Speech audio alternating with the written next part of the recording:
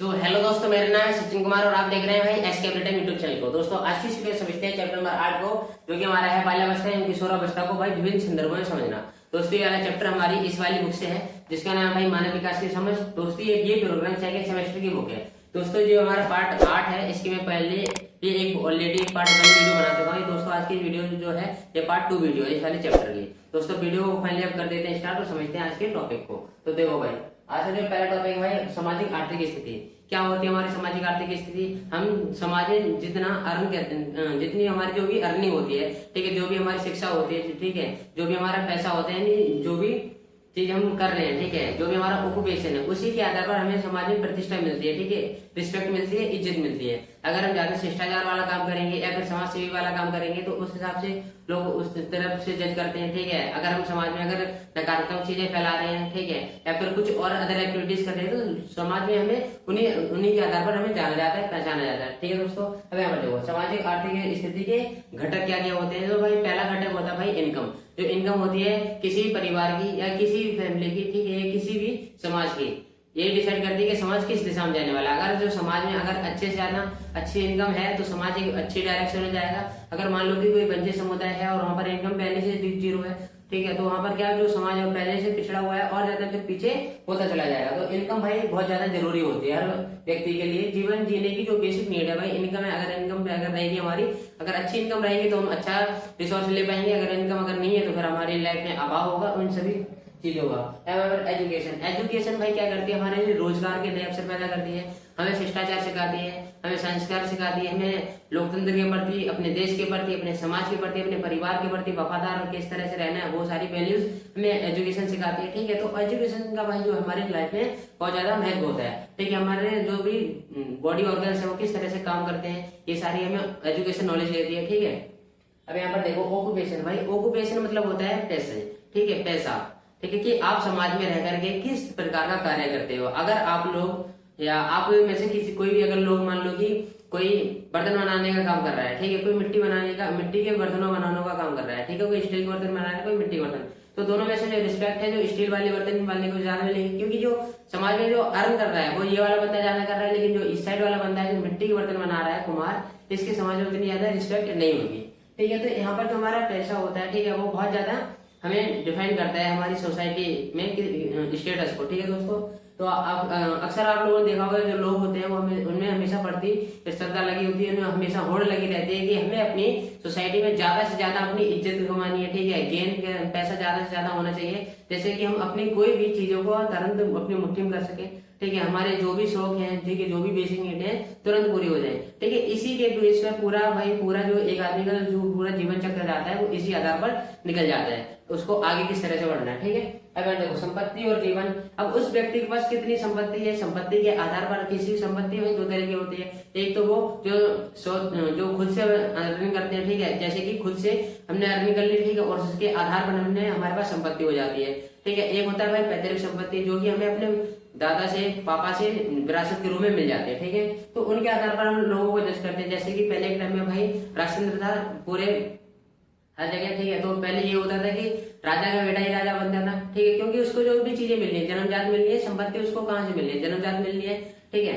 अब यहाँ पर देखिए एक पूरा टॉपिक क्लियर हो गया। आप आगे देखते हो भाई मध्यम और उच्च सामाजिक वर्ग, ठीक है, मध्यम और उच्च सामाजिक वर्ग के बारे में आएंगे। तो एक समाज में 3 तरह के वर्ग होते हैं, पहला, दूसरा और तीसरा। पहला देखो वर्ग होता है वो होता है उच्च वर्ग, ठीक है, जो कि हाई क्लास है, ठीक है। उसका आता है मध्यम वर्ग, ठीक है, ये होता है मिडिल क्लास। और उसके बाद में थर्ड वन है कि ये है भाई निम्न वर्ग, इसका मतलब होता है लोअर मिडिल क्लास, ठीक है। अब भाई इन सभी को एक एक करके हम डिटेल से समझेंगे। तो पहले हम जानते हैं उच्च वर्ग की प्रमुख विशेषताएं क्या होती है। तो यहाँ पर देखो उच्च वर्ग यानी उच्च स्रोत, उच्च आय के स्रोत है।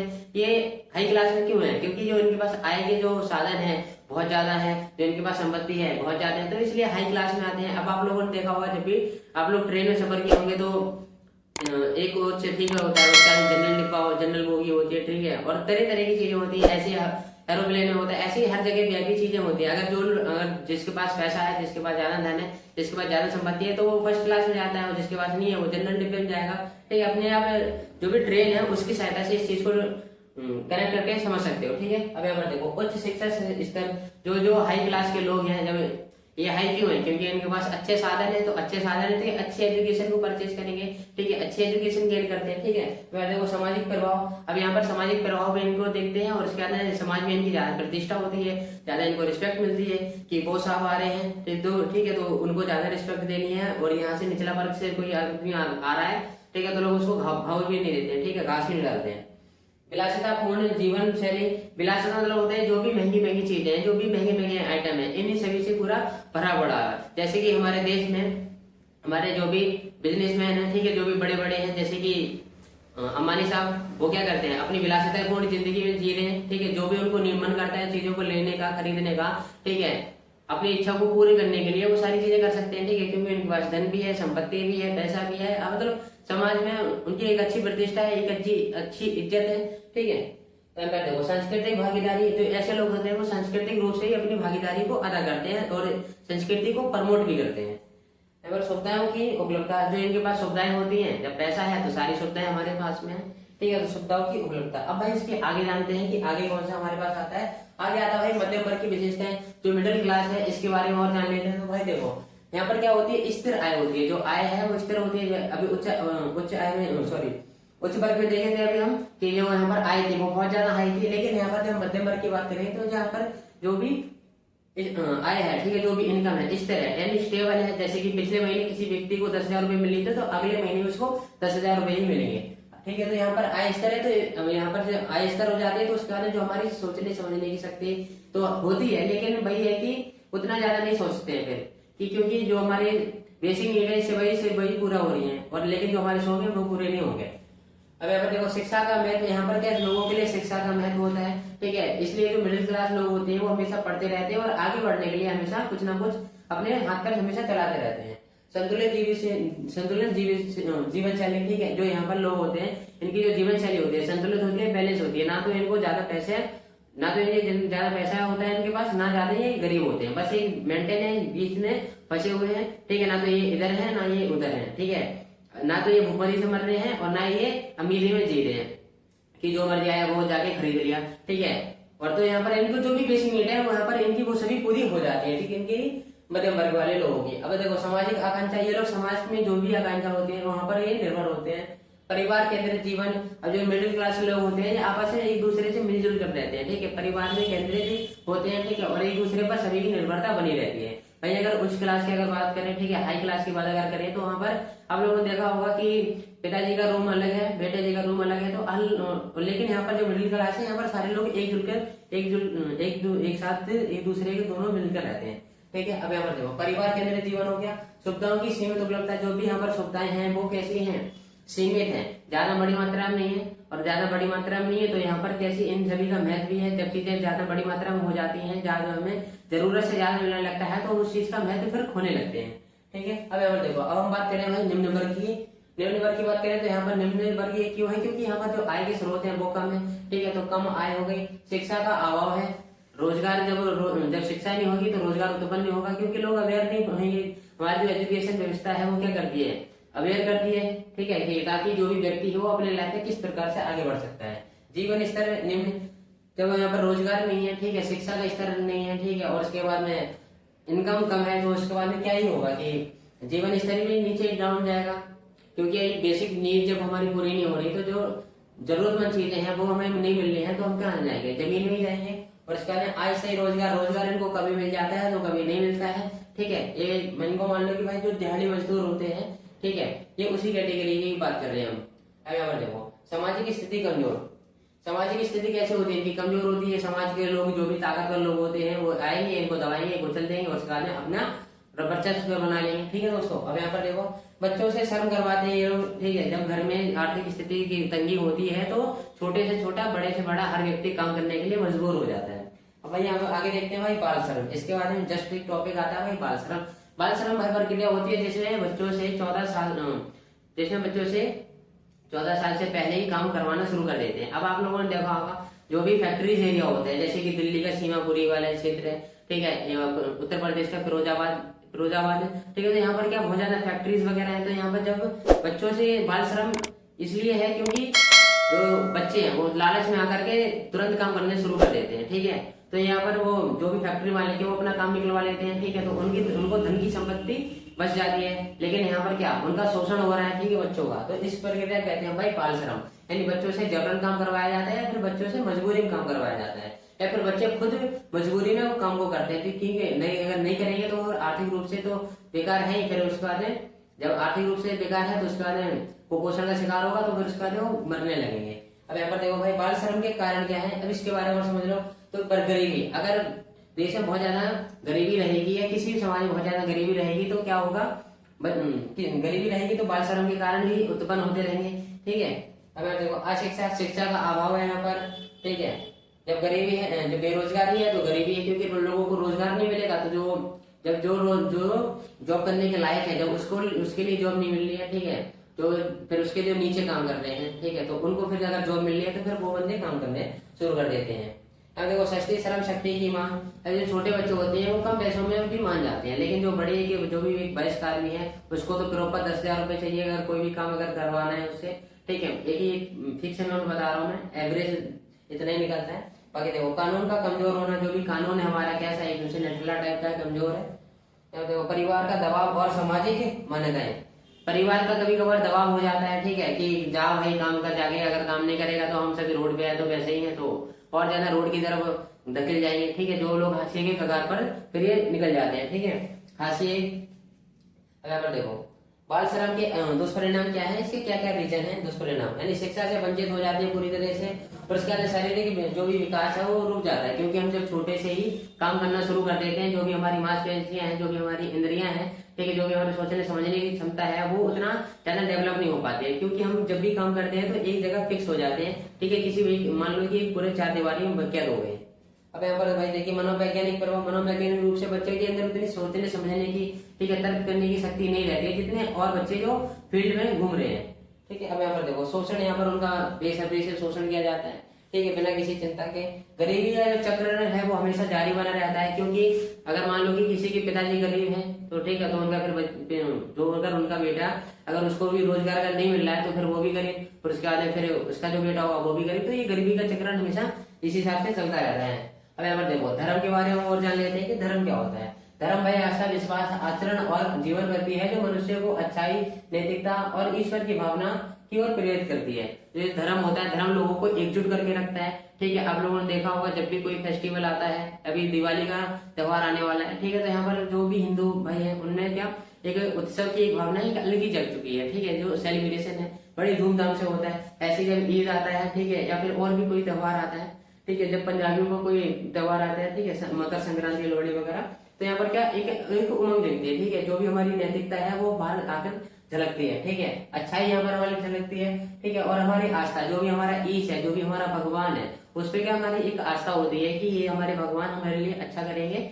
ठीक है, और हमें विश्वास भी हमारे साथ बना रहता है। अब देखो यह मनुष्य के व्यक्तिगत और जीवन और सामाजिक व्यवहार दोनों को ही क्या देता है, दिशा देता है। जो भी हमारा सामाजिक जीवन है, जो भी हमारा सोचने का तरीका है, वो ऊपर क्या दिशा देता है। अब ऐसा नहीं है कि हमें तो थोड़ा तो डर है अपने ईष्ट का, अपने भगवान का, कि अगर हमने कुछ गलत किया तो हमें दंड मिलेगा, ठीक है। तो यहाँ पर देखो महात्मा गांधी जी हैं, वो कुछ कहते हैं कि धर्म का अर्थ पूजा पाठ नहीं है, ठीक है, जो धर्म है उसका अर्थ पूजा पाठ नहीं है, बल्कि सत्य के मार्ग पर चल के, ठीक है, अहिंसा ना किए, ठीक है, अहिंसा के मार्ग पर चलना है, ठीक है, हिंसा नहीं करनी है, अहिंसा के मार्ग पर चलना है, ठीक है दोस्तों। देखो धर्म के तत्व और जान लेते हैं कि धर्म के क्या तत्व होते हैं। पहला है कोई भाई आस्था मतलब होता है किसी चीज की पूजा करना, ठीक है, या फिर अपनी किसी शक्ति के, अपने ईश की, अपने भगवान की, किसी भी चीज की। यहाँ पर देखो पूजा पद्धति, यहाँ पर क्या पूजा पद्धति पर जोर दिया जाता है। नैतिकता, जो हमारा धर्म है नैतिकता सिखाता है हमें किस तरह से बड़ों का आदर करना है, हमें अपने से छोटों को कैसे बोलना है, समाज में किस प्रकार से रहना है, सामाजिक नियम बताता है कि समाज में कौन सी चीजें उचित है, कौन सी चीजें अनुचित है, ठीक है, इन सभी का ज्ञान हो जाता है। आध्यात्मिकता यानी जो भी हमारा धार्मिक पड़ाव है, ठीक है, हम वहां पर कितने एक्टिव हैं, ये हमारा धर्म हमें सिखाता है। अब भाई आगे देखिए धर्म का सामाजिक महत्व क्या होता है। धर्म का सामाजिक महत्व है कि नैतिक की जो दिशा होती है, जो नैतिकता है समाज में, वो उसका उजागर करता है, ठीक है। जो धर्म है हमारा, नहीं जो भी वहां पर विरोधियां हैं, ठीक है, समाज में, उनको भी खत्म करता है, ठीक है। अब देखो सामाजिक एकता, समाज को क्या एकजुट कर देता है पूरी तरीके से।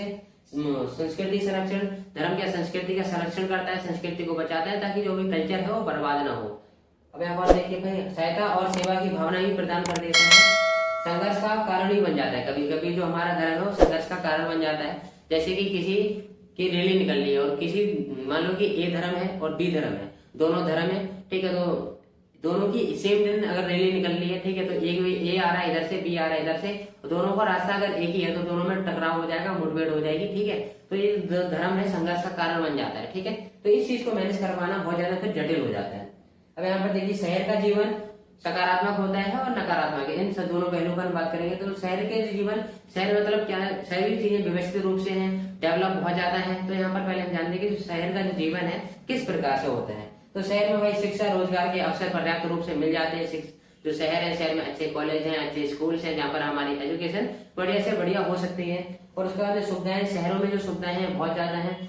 और उसके बाद मनोरंजन के साधन भी हैं कि जहाँ अगर आपका मन नहीं लग रहा है तो आप कहीं पर भी जाकर के बैठ सकते हैं, घूम सकते हैं। बहुत ज्यादा बड़ी मात्रा में पार्क बनी हुई है, ठीक है। शहरों में विविधता का अनुभव, जब यहाँ पर शहरों में, क्योंकि शहर में मतलब क्या है कि यहाँ पर तरह तरह के लोग आते हैं, अलग अलग संस्कृति से आते हैं, अलग अलग राज्य से आते हैं, अलग अलग समाज से उठ करके आते हैं, ठीक है। तो आपस में रहते हैं तो वहाँ पर विविधता देखने को मिलती है। जैसे कि दिल्ली ले लो, ठीक है, जो दिल्ली है यहाँ पर क्या पूरे इंडिया के स्टेट के लोग आए हुए हैं, ठीक है, आपस में रहते हैं, विविधता देखने को मिलती है, ठीक है। हर किसी की संस्कृति से परिचित हो जाते हैं। अब भाई यहाँ से आगे देखते हैं जो शहर का जो जीवन है वो नकारात्मक रूप से किस प्रकार है। तो यहाँ पर देखो, भीड़ भाड़ बहुत ज्यादा है शहर में, क्या है, क्राउड ज्यादा है। जब भी आप लोग दिल्ली में, जब भी कहीं आप लोग ट्रेवल किए होंगे तो आप लोगों ने देखा होगा मेट्रो स्टेशन पर या फिर जो भी बस स्टैंड होते हैं वहां पर कितना ज्यादा क्राउड हो जाता है। या फिर जो भी मार्केट है दिल्ली में पॉपुलर, जैसे कि चांदनी चौक हो गया, खान मार्केट है, ठीक है, या फिर और भी कोई मार्केट, तो यहाँ पर बहुत ज्यादा क्राउड होता है। प्रदूषण बहुत ज्यादा है, गाड़ियां जो बहुत ज्यादा है, लोगों की संख्या बहुत ज्यादा है, तो प्रदूषण की जो मात्रा है वो भी बहुत ज्यादा हाई हो जाती है। महंगाई है, अब शहर में क्या होता है, महंगाई है क्योंकि सारी चीजें व्यवस्थित है, तो व्यवस्थित के हिसाब से ही पैसा लग जाता है, ठीक है।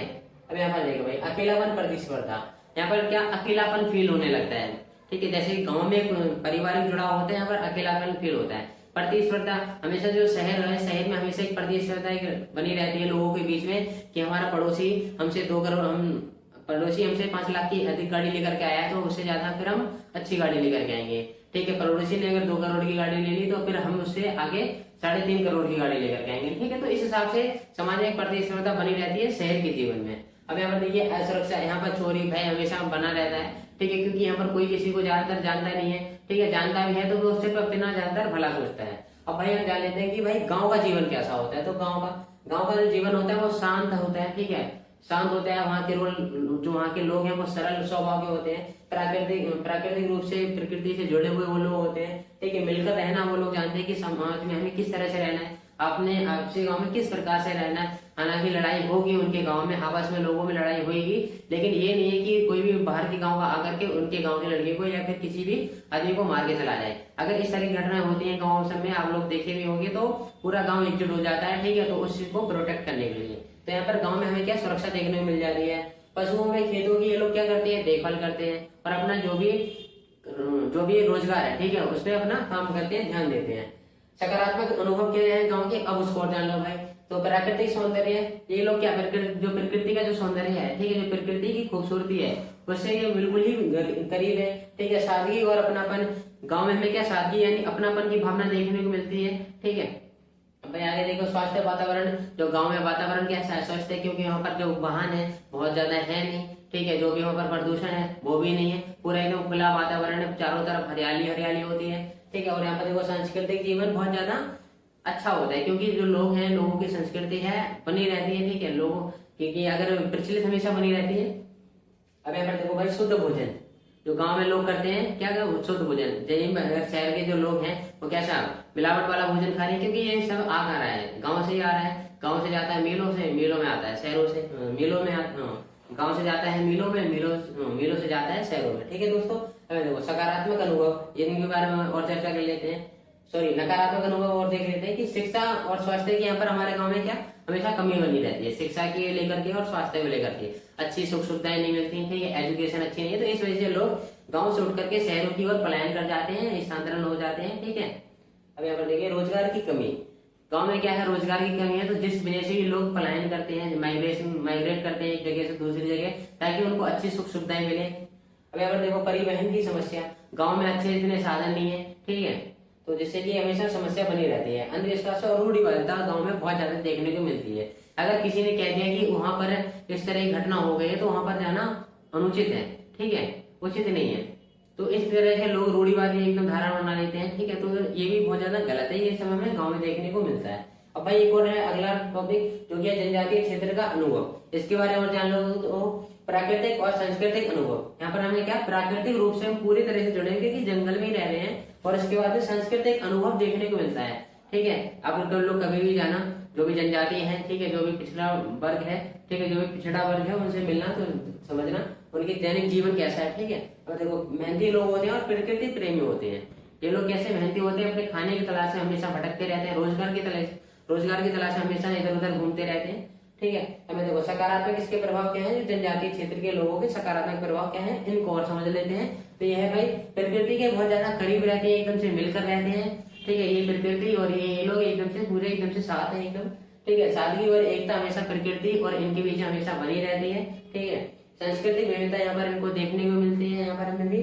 और स्वावलंबन यानी खुद से काम ये लोग हमेशा करते रहते हैं, परिश्रम आधारित लोग होते हैं, ठीक है, अपने परिश्रम करते हैं। अतिथि सत्कार, जो भी इनके यहाँ घूमने जाता है उनका बढ़िया से बढ़िया तरीके से सत्कार करते हैं, स्वागत करते हैं, वेलकम करते हैं।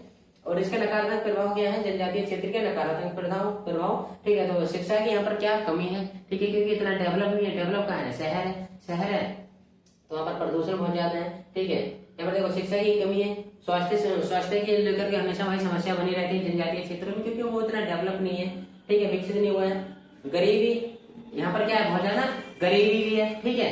और इसके बाद में और क्या है, बेरोजगारी। जब बेरोजगारी रहेगी तो भाई जो गरीबी है वो ऑटोमेटिक आ जाएगी। भाई इसके एक और अगला एक टॉपिक है किशोरावस्था, ठीक है। किशोरावस्था की मैं पहले जो चैप्टर हुए हैं वहां पर मैंने किशोरावस्था के बारे में ऑलरेडी पूरी डिटेल में बता दिया है, इस वजह से मैंने उस वाले टॉपिक को इस वाली वीडियो में कलेक्ट नहीं किया है, ठीक है दोस्तों। तो इसी के साथ ये वाला चैप्टर आपका फाइनली पूरा कंप्लीट हो जाता है। दोस्तों अगर वीडियो आपको अच्छी लगी हो तो वीडियो को लाइक, चैनल को शेयर, ठीक है, और वीडियो को भी शेयर कर दिया करो, ठीक है। और जो भी आपको डाउट हो वो कमेंट सेक्शन में बताइए, और ताकि जो भी आपके डाउट है उनको हम बढ़िया तरीके से सॉल्व कर सके, ठीक है दोस्तों। तो वीडियो अच्छी लगी तो वीडियो को लाइक, चैनल को शेयर और चैनल को सब्सक्राइब भी कर दो। चलिए मिलते हैं किसी नेक्स्ट वीडियो में, तब तक के लिए।